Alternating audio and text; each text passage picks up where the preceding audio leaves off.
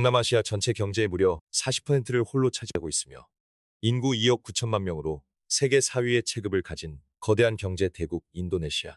그런데 이 거인 같은 국가가 왜 평소 어떤 관계에서든 신의를 지키며 언제나 온화하고 착한 태도를 보여왔던 대한민국으로부터 완전히 외면당한 채 인류 역사상 몇 안 되는 방산세기의 프로젝트에서 흔적도 없이 손절당하게 된 걸까요? 그 대답은 최근 전 세계 방산업계를 발칵 뒤집어 놓은 한 기적 같은 사건에서 시작됩니다. 지난 2015년 말 맨땅에서 맨주먹으로 시작했던 대한민국의 독자 스텔스 전투기 KF-21 보라매가 개발 착수 불과 10년 만에 양산 1호기를 완벽하게 공개한 것입니다. 시속 2000km가 넘는 속도로 하늘을 가르는 전투기는 자동차 부품의 7배가 넘는 무려 22만 개의 정밀 부품이 결합한 현대과학의 결정체입니다. 때문에 10년 전만 해도 해외 전문가들은 한국의 개발 성공 확률을 10% 미만이라며 비웃었습니다. 하지만 괴물 같은 대한민국 개발진은 초도 비행부터 미사일 장시착 및 발사, 그리고 최근의 주야간 공중급유 테스트에 이르기까지 수백 번의 가혹한 시험을 단 한 번의 실패나 사고도 없이 100% 완벽하게 통과시켰습니다. 항공 역사상 거의 로또 1등을 연속으로 50번 맞은 것과 다름없는 확률적 기적을 정면으로 증명해낸 것입니다. 상황이 이렇게 되자 전 세계에서 가장 다급해진 쪽은 다름 아닌 인도네시아였습니다. 원래대로라면 기체의 태극기와 함께 자국 국기를 나란히 새기고 공동개발국의 위상을 누렸어야 할 그들이었지만 얄팍한 계산 속에서 약속을 저버린 대가는 너무도 혹독했습니다. 이제 이미 버스가 떠난 지 한 반년이 지나버린 지금 인도네시아 대통령이 이번 달 안에 직접 대한민국 서울로 날아와 무릎을 꿇고서라도 KF-21 프로젝트라는 막차 티켓을 다시 구걸해야만 하는 비참한 처지에 놓이게 된 진짜 이유, 지금부터 하나씩 집중 분석해 보겠습니다. 인도네시아는 그동안 대한민국을 상대로 당장 분담금을 낼 돈이 없다라며 수년째 변명으로 일관해 왔습니다. 하지만 이것은 철저한 거짓말이었습니다.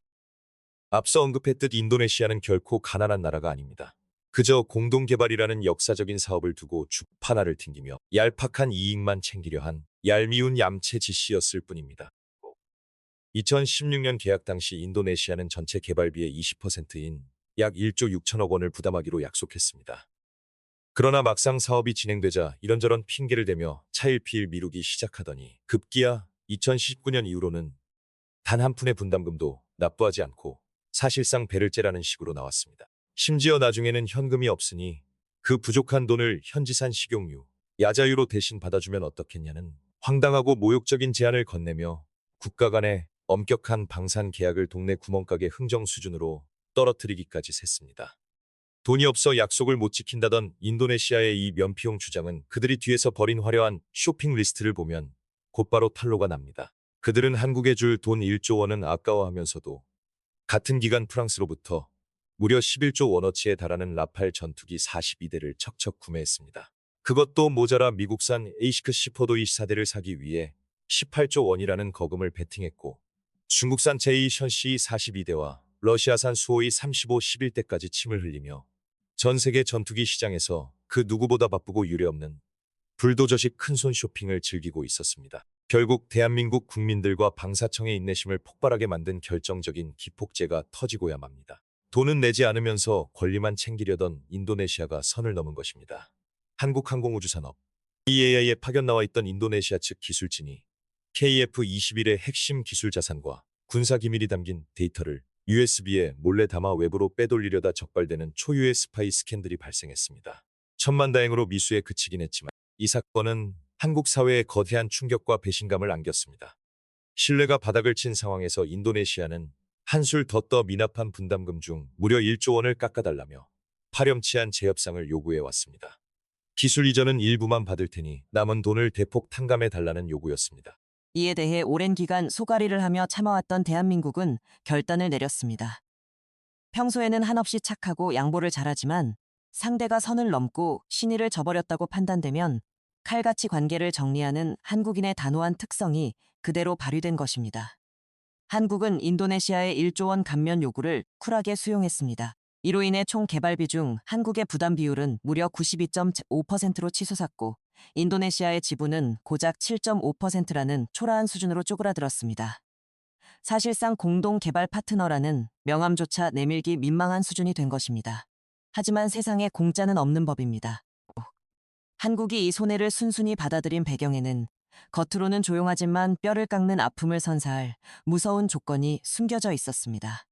돈을 깎아준 만큼 인도네시아가 가져갈 수 있는 모든 권리와 혜택을 단 한 가치도 남김없이 통째로 칼질해버리는 이른바 비례적 권리 박탈이라는 냉혹한 대가가 기다리고 있었던 것입니다.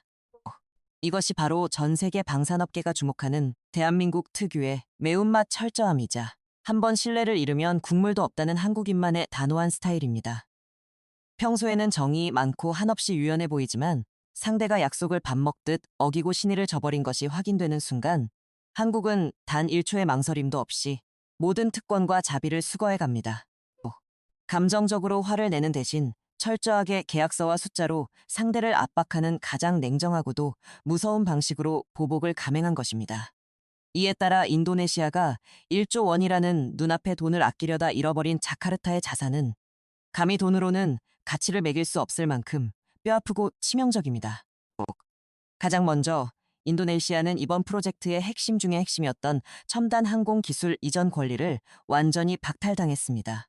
당초 한국이 전수해 주기로 약속했던 약 700여 종의 KF-21 개발 기술 자료 가운데 핵심 기술을 포함한 무려 500여 종의 공정 및 설계 데이터가 양도 대상에서 제외되었습니다.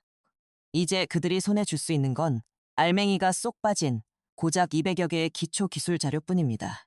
맨 땅에서 최첨단 스텔스기를 개발하는 과정에서 축적된 생생한 핵심 데이터들은 현대 방산 시장에서 그 어떤 돈을 주고도 살 수 없는 보물인데 이를 눈앞에서 영원히 놓쳐버린 것입니다.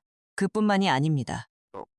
원래 인도네시아 현지 공장에서 KF-21 총 48대를 직접 조립하고 생산하기로 했던 라이선스 계약 역시 완전히 파기되었습니다.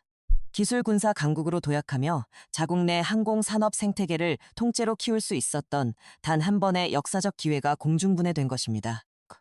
여기에 공동 개발국으로서 마땅히 받아가야 했던 시제기 프로토타입 한 대마저도 한국 측에 고스란히 압수당했습니다. 결국 이 모든 결과가 의미하는 바는 명확합니다. 인도네시아는 단 천문학적인 가치를 지닌 역사적 프로젝트에서 든든한 지분을 가진 동반 공동주인 키오오 오너의 지위를 스스로 던져버렸습니다. 그리고 이제는 그저 돈 싸들고 와서 번호표를 뽑은 뒤 한국의 처분만 바라보며 길게 줄을 서야 하는 흔하디흔한 일반 구매 고객군항으로 전락하고 말았습니다. 얄팍한 계산기로 동맹을 저울질하던 인도네시아는 결국 소탐대실의 교과서적인 결말을 맞이하며 10년간 쌓아 올린 모든 주도권을 한국에 고스란히 반납하게 되었습니다. 그렇다면 인도네시아는 왜 하필 지금 이 타이밍에 자존심을 다 버려가며 전력으로 태세를 전환해 한국에 매달리고 있는 걸까요? 그 배경에는 인도네시아가 야심차게 추진했던 이른바 문어발식 양다리 걸치기 외교와 무기 도입 계획이 사방에서 처참하게 무너져 내린 안보 위기가 자리 잡고 있습니다. 그동안 인도네시아는 한국과의 약속을 우습게 여기며 전 세계를 무대로 화려한 쇼핑을 즐겼지만 막상 뚜껑을 열어보니 손에 쥘 것은 단 하나도 없었습니다. 가장 공을 들였던 미국의 F-15EX 24대 도입 계약은 미국 정부의 최종 승인 거절로 완전히 무산되었고 러시아산 수호이 35 도입은 국제사회의 강력한 대러 제한과 금융 제한번, 제재에 가로막혀 완전히 동결되었습니다. 게다가 대안으로 만지작거리던 중국산 제이턴시 도입 역시 양국 간의 미묘한 정치적 기류와 군사적 신뢰성 문제로 인해 사실상 아무런 진전을 보이지 못하고 표류 중입니다. 그 결과 지금 인도네시아의 영공은 그야말로 심각한 안보 공백과 권력의 진공 상태에 직면하게 되었습니다. 주변국들은 최첨단 전투기로 군사력을 증강하며 하늘을 요새화하고 있는데 동남아의 맹주를 자처하는 인도네시아만 구형 전투기들을 붙잡고 발을 동동 구르고 있는 처지입니다. 이런 사면초가의 위기 상황에서 고개를 들어보니 전 세계 시장에서 유유일하게 자신들이 당장 확보할 수 있으면서도 뛰어난 가성비와 하이테크 성능을 모두 갖추고 심지어 양산까지 시작되어 눈앞에 실물로 존재하는 전투기는 오직 대한민국의 KF-21 보람의 단 하나뿐이었습니다. 말 그대로 벼랑 끝에 몰린 자카르타에게 KF-21은 이제 선택이 아닌 영공 방위를 위해 반드시 잡아야만 하는 유일한 생명줄이 된 것입니다. 이번 달 말 인도네시아의 대통령이 직접 한국으로 날아오겠다는 다급한 방한 일정의 진짜 목적이 바로 여기에 있습니다. 그동안 차일피일 미루며 한국의 속을 썩였던 남은 분담금 6천억 원을 갑자기 완납하겠다고 들고 나온 것은 결코 순수한 미안함 때문이 아닙니다. 이 돈을 일종의 화해의 선물이자 협상 테이블에 칩으로 던져서 이미 파기되어 버린 기술 이전 권리를 되살리고 빼앗긴 시제기를 다시 돌려받으며 현지 생산권까지 어떻게든 예전 수준으로 되돌려 놓겠다는 속셈입니다.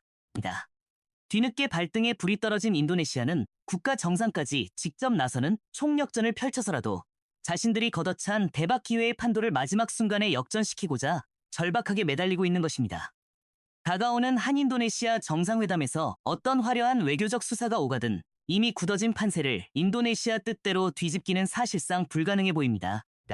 전 세계가 자국 우선주의와 재무장의 소용돌이에 휩싸인 지금 대한민국 방산의 위상은 10년 전과 비교할 수 없을 만큼 높아졌기 때문입니다.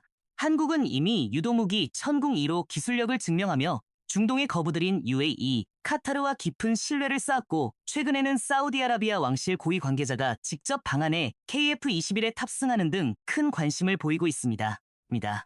굳이 약속을 어기고 기밀을 훔치려 한 불성실한 파트너에게 목매지 않아도 돈 싸들고 순서를 기다리는 진짜 VIP이자 든든하고 신용 있는 우방국들이 줄을 서 있는 상황입니다. 결국 이번 사건이 국제사회에 던지는 메시지는 명확합니다. 냉혹한 지형 변화와 디어칭치 지정학세 세계에서 신용과 의리는 그 어떤 천문학적인 자금보다 비싸고 귀한 가치라는 점입니다. 대한민국은 단순히 성능 좋은 무기를 깝깝하는 장사꾼이 아닙니다. 어떤 위기 속에서 끝까지 약속을 지키는 군자균즈의 신뢰를 함께 판매하는 나라입니다. 피와 땀 그리고 눈물로 얼룩진 10년의 세월을 견뎌내고 당당히 날아오른 KF-21 보람에는 앞으로 글로벌 방산 시장의 가장 핫한 슈퍼스타로 우뚝 설 것입니다. 하지만 그 영광스러운 비행의 역사에서 한때 동반자를 자처했던 인도네시아의 국기가 새겨질 자리는 그 어디에도 없으며 오직 얄팍한 계산 끝에 기회를 걷어찬 이들의 뼈아픈 후회만이 영원한 과거로 남게 될 것입니다.